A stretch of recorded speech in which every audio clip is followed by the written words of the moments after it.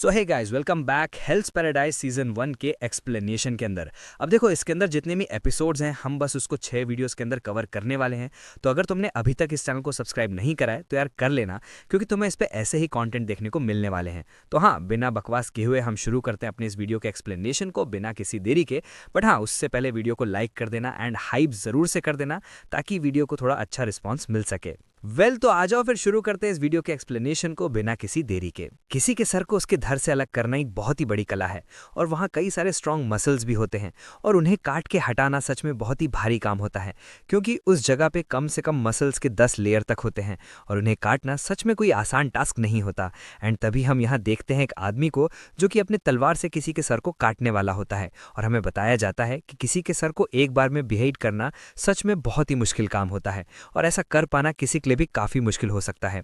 और तभी हम इस बंदे को देखते हैं जो कि लगातार किसी का सर काटने का ट्राई कर रहा होता है, बट उससे उसका सर कट ही नहीं रहा होता है। एंड एट लास्ट ये बंदा काफ़ी ज़्यादा फ्रस्ट्रेट हो जाता है, और अचानक से ये अपने तलवार को काफ़ी ज़ोर से उसके नेक पे मारता है। बट हम देखते हैं कि भाई उस बंदे के नेक को कुछ नहीं होता, और इस बंदे की जो तलवार होती है वो टूट के कहीं दूर गिर जाती है। और यहाँ पे सब लोग काफ़ी शॉक्ड होते हैं कि आखिर इस बंदे का सर कट क्यों नहीं रहा। और फिर ये बंदा कहता है, आखिर क्यों, आखिर मैं मर क्यों नहीं सकता, मेरी लाइफ के साथ कोई अटैचमेंट नहीं है, मैं अब बिल्कुल भी जीना नहीं चाहता हूँ। मैंने पता नहीं अपनी पूरी लाइफ में अभी तक कितने लोगों की जान ली है, और मैं अब जीना भी नहीं चाहता हूँ। सीन शिफ्ट होता है और हम यहाँ पे एक लड़की को देखते हैं जो कि यहाँ पे अपने मेन कैरेक्टर विलिस का नाम गाभी मारू है, इसके सामने बैठी होती है और बोलती है, तुम एक सिनोबी हो, और तुम्हारा जन्म एक सिनोबी के तौर पे इवाकुडे विलेज में हुआ था, और तुम जब छोटे थे तब तुमने असैशन टेक्निक के अलावा और कुछ नहीं सीखा। विलेज ट्रेनिंग के दौरान बहुत लोग अपनी जान दे देते हैं, बट उसके बदले में जो बच जाते हैं उनके पास सुपर ह्यूमन बॉडीज डेवलप हो जाती हैं। और अब मैं समझी कि आखिर तुमने वो तलवार एक बार में कैसे तोड़ी। तुम्हारे जैसे आदमी के लिए ऐसा कर पाना कोई इम्पॉसिबल बात नहीं है। तभी गाभी मारू बोलता है, इसमें मेरी क्या गलती है, अब किसी को तलवार चलाने नहीं आती तो इसमें मैं क्या कर सकता हूँ। और फिर ये बोलती है, वैसे तुमने वहाँ पे निंजुत्सु यूज़ करा था क्या। विल ये बोलता है, नहीं, मुझे यहाँ पे कोई निंजुत्सु यूज़ नहीं करना है, और मैंने ना ही कुछ करा था। फिर ये बोलती है, क्या तुम निंजुत्सु यूज़ कर सकते हो। विल ये बोलता है, क्यों, तुम्हें इसके बारे में क्यों जानना है। तो ये बोलती है, बस मुझे तुम्हारा निंजुत्सु देखना है। विल ये बोलता है, नहीं, अगर यहाँ पे तुम खुद के इंटरेस्ट के लिए देखना चाहती हो तो बिल्कुल नहीं। विल तभी यहाँ पे सीन शिफ्ट होता है और हम इस बड़े से आदमी को देखते हैं, और यहाँ पे ये लोग गाभी मारू को मारने के लिए दूसरा तरीका अपनाते हैं, जहाँ पे हमें बताया जाता है कि गाभी मारू को एक जगह में बांध दिया जाता है, और यहाँ पे इसके चारों तरफ आग लगा दी जाती है। और हमें बताया जाता है कि इस तरीके में सबसे पहले इंसान का स्किन जलता है, और उसकी जो ब्लड होती है वो धीरे धीरे बहना चालू करती है, और एट दी एंड जो हड्डी होती है वो ब्रेक डाउन हो जाती है। और यहीं पे हम गाभी मारू को देखते हैं जिसको ये लोग जलाने की कोशिश करते हैं, बट भाई ये बंदा लिटरली बिना जले हुए जिंदा उसमें से बाहर निकल जाता है, और ये देख के सब लोग काफी ज्यादा शॉक्ड होते हैं। एंड तभी हम इस लड़की को फिर से यहाँ से देखते हैं, और ये गाभी मारू से अभी भी सवाल पूछे जा रही होती है। गाभी मारू बोलता है, देखो, तुम मेरी तरफ देख के बात करो, और हाँ, अगर तुम्हें इतनी दिक्कत है तो एक काम करो ना, मुझे कपड़े क्यों नहीं दिला देती। विल ये बोलती है, चलो अब चुप ही रहो, मुझे तुम्हारे न्यूड होने से कोई दिक्कत नहीं है, मेरा काम है यहाँ पे तुमसे क्वेश्चंस पूछना, और बस मैं वही कर रही हूँ। फिर गाभी मारू बोलता है, ठीक है, तुम्हें जैसा सही लगे वैसा करो। फिर ये बोलती है, तुम मुझे अपनी बैकग्राउंड स्टोरी बताओ। विल ये बोलता है, मेरी बैकग्राउंड स्टोरी कुछ खास नहीं है। तो ये बोलती है, जो भी है तुम मुझे बताओ, क्योंकि ये मेरा जॉब है जानने के लिए। और यहाँ पे हमें गाभी मारू की बैक स्टोरी दिखाई जाती है, और फिर ये बताता है, मेरे माता पिता जिनको कि बचपन में ही मार दिया गया था, और मुझे बस ऐसा बताया गया था कि उन्हें ना विलेज चीफ ने मार दिया था जब मैं एक बच्चा था, और फिर जो विलेज का चीफ था वो मुझे अपने साथ ले गया। सपना वो क्या होता है मैंने तो वो कभी जाना ही नहीं, और मेरी ख्वाहिशें उसके बारे में तो मुझे पता ही नहीं। मैं बस एक सिनोबी था जिसके पास कोई पर्पस नहीं था, ना ही कोई जीने की इच्छा थी, बस उसका एक काम था, और वो था लोगों को मारना। और मैं पकड़ा क्यों गया, मैं तुम्हें ये भी बताता हूँ। ये तब की बात है जब मैं यहाँ पे विलेज को छोड़ने वाला था, और तभी मुझे यहाँ पे कैप्चर कर लिया गया, एंड प्रोबेबली मैं उस जाल में फंस गया। एंड यहाँ पे हम देखते हैं कि गाभी मारू को मारने के लिए यहाँ पे थर्ड अटेम्प्ट किया जाता है, और यहाँ पे हमें बताया जाता है कि आज गाभी मारू को मारने के लिए 2 बुल्स का यूज़ किया जाएगा। और हमें बताया जाता है कि जो ह्यूमंस के लेग होते हैं वो ज़्यादा से ज़्यादा 500 केजी तक के फोर्स को बर्दाश्त कर सकते हैं, बट जो बुल्स होते हैं वो कम से कम 950 किलो का फोर्स लगाते हैं, और इसकी हेल्प से ये लोग यहाँ पे गाभी मारू को लिटरली बीच से फाड़ने वाले होते हैं। बट यहाँ पे हम देखते हैं जो बुल्स होती है वो यहाँ पे गाभी मारू को ना खींचना चालू करती है, बट भाई यहाँ पे एट दी एंड अब देखते हैं कि जो बुल्स होती है ना वो थक के पूरी तरीके से गिर जाती है, बट गाभी मारू को यहाँ पे कुछ नहीं होता। तभी ये लड़की गाभी मारू के पास आती है और बोलती है, ये काफी अजीब है, तुमने मुझसे कहा था कि तुम्हें जीने की कोई इच्छा नहीं है, बट आखिर यहाँ पे क्या चल रहा है, तुम यहाँ पे खुद को मरने से बचा रहे हो। और हाँ, कल मैंने तुमसे कुछ सवाल पूछा था, जिसमें मैंने तुमसे ये पूछा था कि आखिर तुमने विलेज को क्यों छोड़ा था, बट तुमने अभी तक मेरे उस क्वेश्चन का जवाब नहीं दिया। और तभी ये बंदा पीछे से आता है और कहता है आखिर किसे फर्क पड़ता है कि इसने विलेज को क्यों छोड़ा था, बस ये एक दोषी है और इसे मरना होगा। वेल ये लड़की बोलती है मैं इससे बात कर रही हूँ। तभी गाबीमारू बोलता है मेरा चीफ, जो मेरा विलेज का चीफ था, उसने अपनी बेटी की शादी मुझसे करा दी थी, लेकिन उसकी जो बेटी थी वो सच में एक बहुत बड़ी बुद्धू थी। मैं जब भी बाहर से अंदर आता था वो मेरे को बोलती थी कि अपना चप्पल उतार के बाहर आओ। वो हर टाइम मुझे कुछ अच्छा चीज सिखाने का ट्राई करती थी, जिसे खाने से पहले पूजा करना या फिर ऐसे ही बहुत सारी चीजें। और सच बोलूं तो मैं तंग आ चुका था, जिसके बाद मैं उसके फादर के पास गया और उसके फादर ने मुझसे कहा कि अच्छा अगर ये केस है तो हाँ, तुम्हें जैसा करना है वैसा करो, मैं इसमें कुछ नहीं कर सकता, बट तुम्हें जाने से पहले मेरा एक काम करना होगा। विल अपना गावीमारू इस बात के लिए तैयार हो जाता है और हम देखते हैं यहाँ पे ये सब लोग गावीमारू को कैप्चर कर चुके होते हैं। और गावीमारू बोलता है मुझे पता था कि ये सब कुछ यहाँ पे इवाको के लोग ने करवाया है, और अगर मैं यहाँ से भागता तो ये सारे लोग मेरे पूरी लाइफ मेरा पीछा करते, तो मेरे पास वहां पे खुद को सरेंडर करने के अलावा कोई ऑप्शन नहीं दिखा। वेल तभी ये बोलती है अच्छा तो ये बात है। तो ये बोलता है हाँ बिल्कुल, और हाँ ये कोई इंटरेस्टिंग रीजन नहीं है ना। वेल ये बोलती है वो तो मैं बाद में देख लूंगी। वेल इसके बाद सीन शिफ्ट होता है और यहाँ पे एक बंदा इस लेडीज के साथ जा रहा होता है और बोलता है तुम्हें गावीमारू के बारे में कुछ भी नहीं पता है। ऐसा कहा जाता है कि जो इवाका के लोग होते हैं उन्हें एक सीक्रेट सी ड्रिंक पिलाई जाती है जिसका नाम एलिक्सर होता है, और उसको पीने से वो लोग इममॉर्टल हो जाते हैं। और क्या तुम्हें गावीमारू का पूरा नाम भी पता है? फिर लड़की बोलती आखिर तुम कहना क्या चाहते हो? विल बोलता है उसका पूरा नाम गाबीबीमारू द होलो है। जब उसे पकड़ने के लिए वहां पे 20 लोग गए थे तब उसने उस टाइम पे उन 20 लोगों को अकेले खत्म कर दिया था। वो कोई आम बंदा नहीं है जिसके पीछे तुम पड़ी हो। वेल ये लड़की बोलती है अच्छा ऐसा है क्या?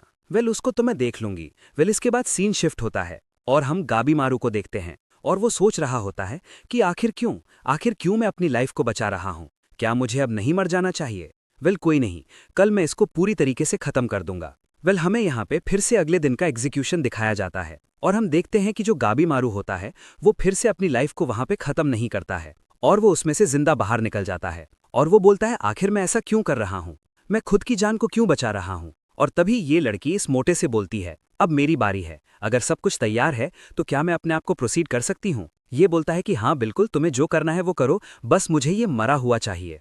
वेल इसके बाद अगले सीन में हम देखते हैं कि कुछ लोग यहाँ पे गाबीमारू को लेके कहीं जा रहे होते हैं और यहाँ पे गाबीमारू बोलता है अब तुम लोग कौन सा तरीका यूज करने वाले हो मुझे मारने के लिए? सच बोलूं ना तो मैं थक चुका हूं। वेल ये बंदा बोलता है चिंता मत करो, तुम्हें इस बार हम उस जगह पे लेके जा रहे हैं जिसे देख के तुम खुद भी शॉक्ड हो जाओगे। वेल यहाँ पे हम देखते हैं गाबीमारू को ये लोग एक रूम में लेके आते हैं और यहाँ पे हम इस लड़की को देखते हैं जो कि यहाँ पे स्वॉर्ड लेके तैयार होती है और गाबीमारू ये देख के थोड़ा शॉक्ड होता है। वेल यहाँ पे इसे बताया जाता है कि ये लड़की कोई और नहीं बल्कि एक्सिक्यूटनर यामादा एसमन सागर ही है। और हमें आगे बताया जाता है कि ये जो लड़की है ये अमादा क्लैन से बिलोंग करती है और इनके क्लैन की ये खासियत होती है कि ये पता चलने से पहले ही बीहेड कर देते हैं, मतलब कि तुम्हें पता भी नहीं चलेगा और तुम्हारा सर तुम्हारे हाथ में होगा, क्योंकि ये इनकी खासियत होती है और ये किसी भी ब्लेड को काफी अच्छे से यूज कर सकते हैं और उसे डिटेक्ट कर सकते हैं। वेल तभी हम देखते हैं कि भाई जो अपना गाबीमारू होता है उसे ऐसा लगता है ना कि उसके सर को इसने काट भी दिया है, मतलब भाई अपना बंदा यहाँ पे काफी ज्यादा ट्रॉमेटाइज हो जाता है और ये यहाँ पे अपने हाथ को ना पूरी तरीके से फ्री करता है और यहाँ पे इस लड़की से बचने लगता है। वेल ये बोलती है आखिर तुम खुद को बचा क्यों रहे हो जब तुम्हें अपनी लाइफ से प्यार ही नहीं है? और यहाँ पे ना गाबीमारू को काफी ज्यादा प्रोवोक करती है कि चलो अब तुम सच सच बताओ कि आखिर तुम्हारे साथ तुम्हारी लाइफ में हुआ क्या था। मुझे पता है कि तुमने वहां पे एक चीज मुझसे झूठ बोली थी और वो थी तुम्हारी वाइफ को लेके। मुझे पता है कि तुम अपनी वाइफ से बहुत प्यार करते थे, वो जो चीज बोलती थी तुम्हें वो पसंद था, तुम उसकी हर बात को एक अच्छे बच्चे की तरह माना करते थे, बट आखिर क्यों तुमने मुझसे झूठ बोला? विल गाबीमारू को यहाँ पे काफी ज्यादा गुस्सा आता है और वो वहां पे एक सॉर्ड को लेके उस पर अटैक कर देता है और बोलता है तुम्हें कुछ नहीं पता मेरी लाइफ के बारे में, आखिर तुम होती कौन हो मुझे समझाने वाली? एंड वेल वो उस पर अटैक करना चालू करता है, बट ये जो लड़की होती है बताती है मुझे सब पता है कि आखिर वहां पे हुआ क्या था। विल हमें गाबीमारू के पास्ट का सीन दिखाया जाता है जहां पे हम देखते हैं कि जो गाबीमारू की वाइफ होती है वो गाबीमारू को बोलती है कि नहीं, तुम कोई होलो नहीं हो, तुम बस गाबीमारू हो और तुम्हारे अंदर अभी भी इंसानियत है। बट भाई गाबीमारू यहाँ पे मानता नहीं है, बट ये इसे काफी अच्छे से यहाँ पे समझाती है और लिटरली ये इसे किस करती है और बोलती है देखो तुम कितना ज्यादा ब्लश कर रहे हो, अगर तुम्हारे अंदर थोड़ी सी भी इंसानियत नहीं होती तो तुम्हें ये कभी भी फील नहीं होता। और एक दिन ऐसे ही गाबी मारू अपनी वाइफ के लिए ना काफी सारे गोल्ड्स वगैरह लेके आता है और उसके हाथ में ना पूरी तरीके से ब्लड लगा होता है। बट इसकी वाइफ को ये देख के काफी ज्यादा डर लगता है और गाबी मारू उस दिन डिसाइड करता है कि आज से वो ये सब काम छोड़ देगा, सिर्फ और सिर्फ अपनी वाइफ के लिए, और एक काफी नॉर्मल सी जिंदगी जिएगा। जिसके बाद वो अपने विलेज चीफ यानी कि अपनी वाइफ के फादर के पास जाता है और उसे बताता है कि दरअसल उसे अब एक नॉर्मल लाइफ जीनी है अपनी वाइफ के साथ। बट इसका जो फादर होता है वो बोलता है ठीक है, अगर तुम्हें यही करना है तो तुम वही कर लेना, बट उससे पहले तुम्हें मेरा एक काम करना होगा। और उस समय मुझे एक मिशन पे भेजा जाता है जहां पे जो मेरा विलेज चीफ था वो मुझे जान के अरेस्ट करवा देता है ताकि मैं वहां से दूर न जा सकूं, और तब से मैं यहाँ पे हूँ। वेल, तब ये लड़की बोलती है ठीक है, अब मैं तुम्हें कुछ दिखाने वाली हूँ, और ये यहाँ पे एक ऑफिशियल पार्डन का नोटिस दिखाती है उसको, जहां पे इसे बताती है कि देखो तुम्हारे लिए एक काम है और अगर तुम इस काम को सक्सेसफुली करते हो तो तुम्हारे ऊपर से सारे चार्जेस हटा दिए जाएंगे, यहाँ तक कि खुद तुम्हारी सुरक्षा भी की जाएगी, और एक बात और, तुम अपनी वाइफ से भी मिल पाओगे, मतलब तुम्हारे पास एक और चांस है अपनी वाइफ के पास वापस जाने का। गाबी मारू यहाँ पे कुछ ज्यादा ही शॉक्ड होता है। वो बोलता है तुम मुझे इसके बारे में अच्छे से समझाओ, मेरी समझ में अभी तक कुछ नहीं आ रहा है। फिर ये बताती है कि ठीक है, और फिर ये आगे बताती है कि देखो तुम्हें यहाँ पे ना अंडरवर्ल्ड में जाना होगा। ये बोलता है क्या अंडरवर्ल्ड, क्या तुम मुझे वहां पे मारने के लिए भेजना चाहती हो? वेल, ये बोलती है नहीं, वहां पे एक लैंड है जो कि काफी सारा फर्टिलिटी और जॉय से भरा हुआ है, और काफी पुराने समय से लोगों को ऐसा बिलीव था कि ऐसा लैंड एग्जिस्ट करता है जो कि लिटरली एक हेवन की तरह है, और तुम उसे पैराडाइज भी बोल सकते हो। और हाल ही में कुछ लोगों ने उस लैंड को फाइंड आउट भी कर लिया है, और हमें ऐसा बताया जाता है कि वहां पे एक ऐसा एलिक्सर मिलता है जो कि तुम्हें इमॉर्टल बना सकता है। तो बस तुम्हें वहीं पे जाना है, उस एलिक्सर को फाइंड आउट करना है और वापस आ जाना है, और अगर तुम ऐसा करने में सक्सेसफुल हो गए तो तुम्हें तुम्हारी लाइफ वापस दे दी जाएगी। बट हाँ, उससे पहले एक और बात सुन लो, वहां पे अभी तक जो भी गया है वो वहां से जिंदा वापस नहीं आ सका है। वहां से जो भी वापस आता है वो मर चुका होता है और उसकी पूरी बॉडी पे फूल निकला होता है। एंड वेल, ये सब सुनने के बाद गाबी मारी बोलता है ठीक है, तो हम यही करते हैं। और तभी ये जो बूढ़ा होता है वो बोलता है एक मिनट, ये बंदा यहाँ से कहीं नहीं जाने वाला, तुम लोग को मैं अभी बताता हूँ। और तभी यहाँ पे गाबी मारू काफी शांत खड़ा होता है और इस लड़की से बोलता है यामादा, तुम्हें नीत्सु देखना था ना? यामादा बोलती है हाँ। वेल, बोलता है बस अब तुम नीत्सु देखो। और भाई हम यहाँ पे गाबी मारू को देखते हैं जो कि अपनी नीत्सु को एक्टिवेट करता है, और भाई ये बंदा काफी कूल लग रहा होता है, और जस्ट 1 सेकेंड के अंदर ये यहाँ पे सभी लोगों को निपटा चुका होता है, और भाई काफी बैड तरीके से ना इन सब की लाश के ऊपर बैठा होता है। मतलब भाई ये बंदा यहाँ पे कुछ ज्यादा ही कूल नजर आ रहा होता है। और फिर यहाँ पे बोलता है तो अब बताओ मुझे यहाँ पे क्या करना होगा, मुझे आखिर वो एलिक्सर ऑफ लाइफ कैसे मिलेगी? ये बोलती है तुम्हें कुछ नहीं करना, तुम्हें बस अब मेरे साथ चलना है, हम पहले यहाँ से ईडो जाने वाले हैं। वेल, ये बोलता है ईडो, मतलब हम यहाँ से ईडो क्यों ले रहे हैं, हम सीधे चलते हैं ना? वेल, ये बोलती है फिर से तुम ज्यादा बोलने लगे, तुम्हें अगर तुम्हारी लाइफ चाहिए तो बस तुम मेरे साथ चलो। और फिर यहाँ पे गाबी मारू बोलता है मैं वहां से वापस आके रहूंगा, वो भी जिंदा, सिर्फ और सिर्फ तुम्हारे लिए। सीन शिफ्ट होता है और हम देखते हैं जो यामादा होती है वो हमें एक स्टोरी बताती है, और वो बताती है कि दरअसल बहुत साल पहले जब मैं छोटी बच्ची थी तब मेरे फादर जो थे ना वहां पे एक बंदे को बीहेड करने वाले थे, मतलब कि उसका टकला उड़ाने वाले थे। तो वो जो बंदा था उसने मेरे फादर से एक रिक्वेस्ट करी, उसने ऐसा बोला कि वो ना मरते समय एक स्टोरी सुनाना चाहता है। तो जो मेरे फादर थे उन्होंने उसे परमिशन दे दी, और जब वो स्टोरी सुना रहा था तभी मेरे फादर ने उसके सर से उसकी बॉडी को अलग कर दिया। और तुम्हें पता है उसमें सबसे मजेदार बात क्या थी? मरने के बाद भी वो बंदा अपनी स्टोरी को पूरा कर रहा था, और उसने लिटरली अपनी स्टोरी को तब तक पूरा करा जब तक वो जिंदा था। और ये चीज देख के मैं काफी ज्यादा शॉक्ड थी, और मैंने तब से ठान लिया कि मैं अपने फादर की तरह ही तलवार चलाना सीखूंगी। जिसके बाद से मैंने बहुत सारा ट्राई तो करा, बट चाहे मैं कुछ भी करती थी बट मैं अपने फादर की तरह काफी क्लीनली किसी को नहीं खत्म कर पाती थी। वैसे सबको लगता था कि मैं काफी अच्छी तलवारबाज हूँ, बट मुझे कहीं ना कहीं अंदर से पता था कि मैं अच्छा नहीं कर रही हूँ। और तभी वहां पे एक बंदा आता है और यामादा को बोलता है कि देखो तुम जितना ज्यादा किसी को हिचकिचाने से पहले मारोगी उस बंदे को उतना ज्यादा पेन होगा, और उस बंदे की आत्मा उतनी ज्यादा सफर करेगी, और तुम्हारी तलवार दिन पे दिन भारी होती जाएगी। और यामादा के साथ भी ऐसा ही कुछ हो रहा था। वेल, इसके बाद सीन शिफ्ट होता है और हमें दिखाया जाता है यहाँ पे गाबी मारू और यामादा को। और जो यामादा होती है ना वो यहाँ पे गाबी मारू के फेस पे एक मास्का लगाती है, और हम देखते हैं यहाँ पे काफी सारे जो कैदी होते हैं ना उन्हें एक साथ रखा गया होता है। एंड वेल, फिर यहाँ पे इन्हें इंट्रोड्यूस करा जाता है और बताया जाता है जो हमारे सामने बैठे हैं उनका नाम है तोकुगावा। एंड भाई यही वो बंदा है जिसने इन सबको यहाँ पे एक साथ बुलाया है। और यहाँ पे तभी हम गाबी मारू को भी देखते हैं जो कि यहाँ पे चुपचाप बैठा होता है और यहाँ पे इन लोगों को सारी कहानी बताई जाती है, मतलब कि इन्हें यहाँ पे बुलाया क्यों गया है। और इन्हें बताया जाता है कि देखो, दरअसल तुम लोगों को यहाँ से कुछ दूर जाना है, मतलब कि काफी दूर जाना है, जिसे तुम हेवन भी बोल सकते हो। और वहां से तुम्हें एक एलिक्सर ऑफ लाइफ लेके आना है, और जो भी वो लेके आएगा उससे बदले में वहां पे मिलेगी उसकी जिंदगी। तो ये सोच लो कि आखिर तुम यहाँ पे क्या करने वाले हो। और ये जितने भी कैदी होते हैं ना भाई, सब चिल्लाने लगते हैं कि तुम लोग पागल हो क्या, मतलब कि तुम लोग जो भी बोलोगे हम कर लेंगे, तुम्हें क्या ऐसा लगता है। और यहीं पे हम एक लड़की को देखते हैं और वो बोलती है गाबी मारू हो ना, मतलब वो अपने गाबी मारू से बात करती है। गाबी मारू बोलता है हाँ बिल्कुल। फिर ये बोलती है खैर छोड़ो यार, तुम्हारे बाल से मुझे ऐसा लगा था, बट तुम्हारे अंदर गाबी मारू वाली कोई बात नहीं है। ये बोलता है ओहो खैर मुझे माफ करना, मैं तुम्हारी उम्मीदों पे खरा नहीं उतर सका। विल ये बोलती है हाँ हाँ खैर ठीक है। विल आगे हम देखते हैं कि ये लोग ना काफी ज्यादा चिल्लाने लगते हैं कि आखिर यहाँ पे चल क्या रहा है, मतलब तुम लोग हमें जबरदस्ती ऐसे नहीं करवा सकते। बट विल तभी ये लोग बोलते हैं कि अच्छा रुको, हम तुम्हें अभी दिखा रहे हैं। और फिर यहाँ पे जो बंदे होते हैं ना, वो ऑर्डर करते हैं कि तुम सब अपने फेस का मास्क हटा सकते हो। और ये लोग जैसे अपने फेस का मास्क हटाते हैं, यहाँ पे इन लोगों को एक बंदे को दिखाया जाता है जिसके भाई पूरी बॉडी से ना यहाँ पे प्लांट्स निकल रहे होते हैं।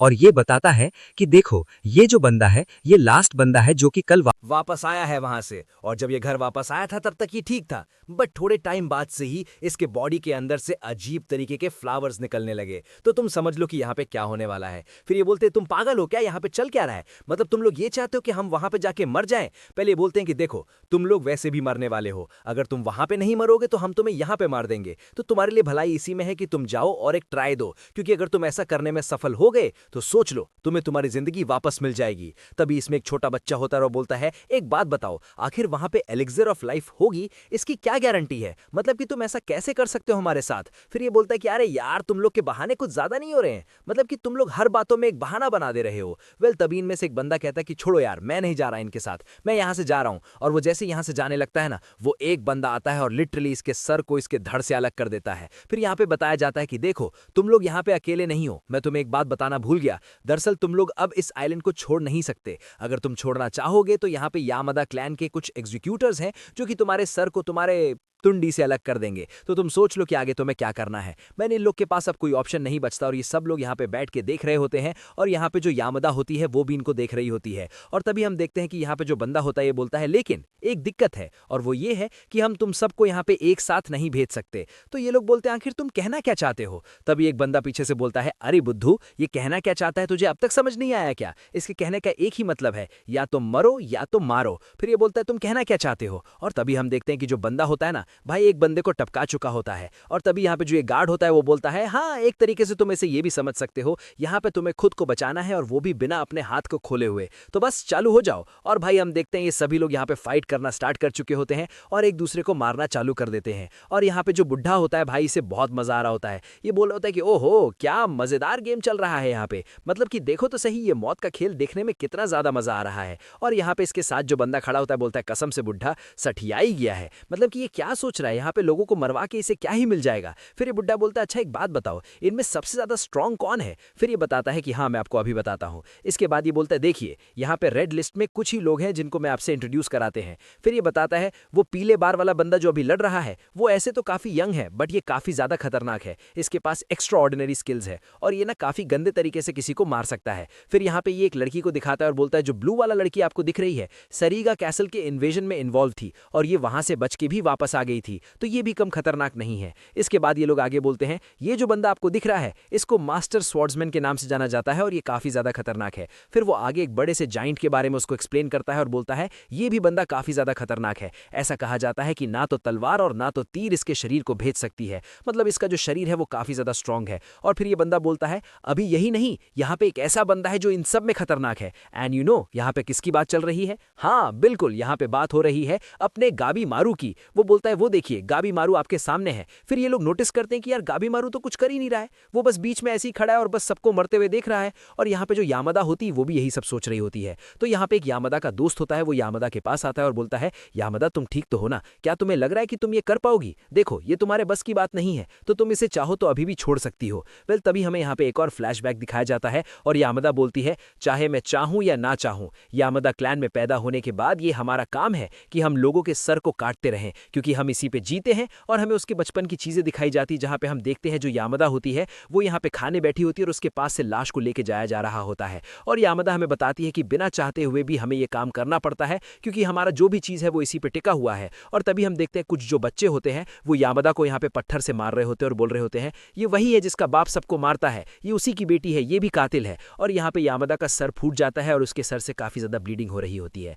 वेल कुछ दिन बाद हम यामदा को देखते हैं जो कि फाइनली पहली बार तलवार को लेती है। बट भाई ये काफी ज्यादा डर रही होती है, क्योंकि जो तलवार होता है उसमें इसका रिफ्लेक्शन उसको खुद दिख जाता है और ये चीज देख के यामदा काफी ज्यादा डर चुकी होती है। वेल यहाँ पे भी ये लोग बात कर ही रहे होते हैं एंड यहाँ पे तभी सीन प्रेजेंट में शिफ्ट होता है और हम यहाँ पे 3 बंदों को देखते हैं और वो बोलते हैं वहां पे जो सैमुराई खड़ी है, चलो हम उसे मार के उसका तलवार लेते हैं और फिर हम सबको मार देंगे। वेल ये तीनों यहाँ पे अपनी बंदी की तरफ दौड़ते हैं और ये बंदा बोलता है क्या तुम इन्हें मैनेज कर लूंगी? ये बोलती कि हाँ बिल्कुल, तुम टेंशन मत लो, मैं इन्हें संभाल लूंगी। और भाई ये बंदी आगे आती है और इन्हें मारने से पहले ना ये फिर से यहाँ पे सोचने लगती है, मतलब कि इसे यहाँ पे फिर से कोई रोक रहा होता है। बट एट दी एंड ये तीनों को यहाँ पे खत्म कर देती है और ये जैसे ही इन तीनों को मारती है फिर से इसे ऐसा लगता है कि इसने आज तक जितने लोगों को मारा है वो सब लोग इसे यहाँ पे कर्ज दे रहे हैं, मतलब कि वो इसे ये बोल रहा है कि तुमने काफी ब्रूटली हमारा मर्डर करा है। और यामदा इन्हीं सब चीज में गुम होती है, तभी उसे एक आवाज आती है और वो होती है गाबीमारू की। और वो यहाँ पे बॉस से बात कर रहा होता है और बोल रहा होता है आखिर तुम ऐसा क्यों चाहते हो कि हम एक दूसरे को मारे रहे और जिंदा रहे? मतलब इसमें नॉर्मल सी बात ये भी हो सकती थी कि तुम हम में से कुछ को भेज सकते थे और हमें यहाँ पे जिंदा रख सकते थे। तभी एक बंदा इसमें से बोलता है तुम्हारी हिम्मत कैसे हुई मेरे लॉर्ड जैसे बात करने की? और यहाँ पे गाबीमारू जो होता है भाई वो शांत ही नहीं होता। तब ये जो बंदा होता है बोलता है ओए सुनो, जो भी इस बंदे को मारेगा उसे यहाँ पे ना छूट दी जाएगी, मतलब भाई उसे यहाँ पे रिहा कर दिया जाएगा। फिर ये बंदा बोलता है क्या सच में? ये बोलता है हाँ बिल्कुल। तभी ये बंदा यहाँ हाथ में हीट उठाता है और गाबीमारू पे चला के मारता है। गाबीमारू बोलता है देखो मैं वैसे मारना तो नहीं चाहता, बट देखो अगर तुम मुझे मारना चाहोगे तो मेरे पास कोई और ऑप्शन नहीं बचेगा सिवाय तुम्हें मारने के। फिर ये बंदा बोलता है वैसे तुमने अभी कहा ना कि तुम मरना नहीं चाहते हो? ये बोलता है हाँ, तो इसका मतलब क्या हुआ? मैं मरना चाहता हूँ? ना ना बिल्कुल ना, तुम यहाँ पे गलत कर रहे हो, तो जरा सोच लो तुम्हें यहाँ पे क्या करना है। फिर ये बंदा बोलता है हटो, मुझे सोचना नहीं है। गाबीमारू बोलता है ठीक है फिर बाद में मत बोलना। भाई इसके बाद हम जो देखते हैं, मतलब जो अपना गाबीमारू होता है इतने ब्रूटल तरीके से इन लोगों को मारता है कि यहाँ पे जितने भी लोग इसे देख रहे होते हैं उनकी फटनी चालू हो जाती है। वो सब बोलते हैं अब हम समझे कि आखिर इसे गाबीमारू द हॉलो क्यों कहा जाता है। मतलब भाई बंदा ना दांत से किसी के गर्दन को निकाल दे रहा होता है, तो कभी किसी के छाती में अपना हाथ डाल दे रहा होता है, मतलब भाई अपने हाथ से ये लिटरली जितने भी लोग होते हैं उन सब की लंका लगा देता है। और यहाँ पे जो मेन बॉस होता है उसकी देख के तो और फट जाती है। वो बोलता है ये बंदा पागल है, इसे जल्दी से यहाँ से हटाया जाए। और गाबीमारू लास्ट में बोलता है तो अब तुम्हें क्या लगता है, क्या हम लोग कामयाब हैं अब जाने के लिए? वेल तभी ये बंदा बोलता है अब तुम सब रुक सकते हो। यहाँ पे 10 लोगों को सिलेक्ट किया गया है जो कि यहाँ पे एलिक्सर ऑफ लाइफ को ढूंढने के लिए जा रहे हैं। जिसके बाद हमें यहाँ पे नाम बताया जाता है, जिसमें सबसे पहला नाम यहाँ पे लिया जाता है इस पीले वाले बंदे का, जिसका नाम हमें आजा बताया जाता है। फिर दूसरा नाम हमें बताया जाता है दमिया गतेथ द स्वॉर्ड्स ड्रैगन। फिर तीसरा और चौथा नाम हमें यहाँ पे बताया जाता है twisted queen the Hunter of 10 और चौथा होता है गुरु guy of the Siang. Well इसके बाद सीन शिफ्ट होता है और हमें पांचवा नाम बताया जाता है इस टकले का, जो कि होता है होट बुआ द किलिंग प्रेयर। फिर हमें छठा नाम बताया जाता है यहाँ पे गादीमारू द होलो का, और फिर 7वां और 8वां नाम बताया जाता है आकीगानो और केसु का। फिर 9वां नाम बताया जाता है मोडू का, और 10वां नाम होता है फाइनली इस बड़े से बंदे का, जिसका नाम हमें रोकू रोता बताया जाता है। और ये बोलता है कि फाइनली तुम 10 के 10 यहाँ पे जाने वाले हो उस आइलैंड पे और एलिक्सर ऑफ लाइफ को ढूंढने वाले हो। और हाँ, तुम लोग यहाँ पे अकेले नहीं जा रहे हो, तुम्हारे साथ यहाँ पे यामदा क्लैन के असैसिन्स भी जा रहे हैं, जो कि तुम्हें यहाँ पे कंपनी देंगे और तुमने वहां पे कुछ भी हरकत करी तो सीधे तुम्हारी जान ले ली जाएगी। इसके बाद अगले सीन में हम देखते हैं कि फाइनली ये लोग उस आइलैंड के लिए रवाना हो चुके होते हैं और यहाँ पे इन्हें बताया जाता है कि तुम लोग डरो मत, क्योंकि तुम लिटरली एक पैराडाइस में जा रहे हो, जो कि एक हेवन है, वहां पे कोई भी खतरा नहीं है। और तभी हम देखते हैं ये लोग फाइनली वहां पे पहुंच चुके होते हैं। एंड वेल इसी के साथ ही एपिसोड्स यहीं पे खत्म होते हैं। तो अगर तुम्हें इस वीडियो का अगला पार्ट चाहिए तो भाई कमेंट तो करना ही पड़ेगा, और लाइक वाइक करना तो बिल्कुल कंपलसरी है। तो हाँ, लाइक एंड सब्सक्राइब करना मत भूलना, और कमेंट भी। वेल तो चलो फिर मिलते हैं तुमसे एक और नई वीडियो, एक और नई एक्सप्लेनेशन के साथ। तब तक के लिए टेक केयर, गुड बाय।